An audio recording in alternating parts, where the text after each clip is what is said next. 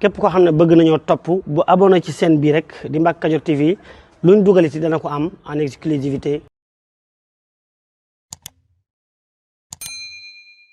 mbokk mi yow mi jëm Touba ak yow mi ñuy fekk Touba awalan maanaam ci njëlbeen yow mi jëm Touba xanaa loo gàtt-gàttu dégg nga wolof naan waxtaan na neex borom kër. xamal ne yii may bëgg a lim benn neexu ci borom kër gi nga jëm mu di maam Cheikh Ahmadul Khadim Mbacke ba ca njëkk di benn baat gaw lu bari mooy caaxaan. tox caaxaan la maam Cheikh Ahmadul Khadim Mbacke bëgg ko. naan sàngara caaxaan la maam Cheikh Ahmadul Khadim Mbacke bëgg ko. fen caaxaan la maam Cheikh Ahmadul Khadim Mbacke bëgg ko. ànd ak jigéen joo takku di fo caaxaan la maam Cheikh Ahmadul Khadim Mbacke bëgg ko. jëw caaxaan la maam Cheikh Ahmadul Khadim Mbacke bëgg ko. rambaaj caaxaan la maam Cheikh Ahmadul Khadim Mbacke bëgg ko. carte caaxaan la maam Cheikh Ahmadul Khadim Mbacke bëgg ko. xol bu bon caaxaan la maam Cheikh Ahmadul Khadim Mbacke bëgg ko. doo baal kenn te ku la tooñ nga fayu caaxaan la maam Cheikh Ahmadul Khadim Mbacke bëgg ko. li ciy firnde mooy afawtu anil aadai turran li wajhi man nafaahum li gayri sharmadan lastu adfan. loolu mooy yow mi jëm Touba yow mi ñuy fekk Touba ngir yàlla ak jëmmi Serigne Touba jikko joo mën a am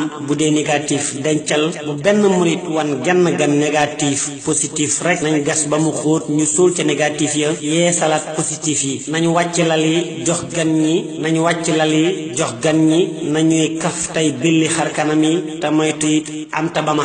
yow mi am yéene laaj am tabama mooy loo jox gan mu seetlu ci yow loolu du lu gën. bul jox dara gan di fas kanam te bu mu yàgg ba nga soppi saw doxalin. Serigne Touba amul morom bégal da ngay raw say morom. Serigne Touba amul morom bégal da ngay raw say morom cay 18 safar.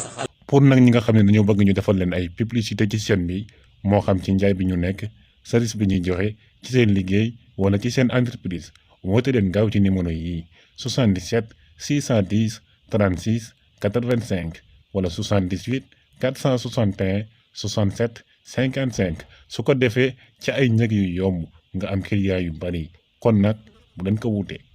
asalaamaaleykum mbokk yi yéen ñi nga xam ne yéen a baaxoo ànd ak chaîne bii di Mbacke Kadior TV à partir d'aujourd'hui gën nañ koo yaatal ci YouTube bi képp koo xam ne bëgg nañoo topp bu abonné ci chaîne bii rek di Mbacke Kadior TV luñ dugal ci dana ko am en exclusivité jërë ngeen jëf.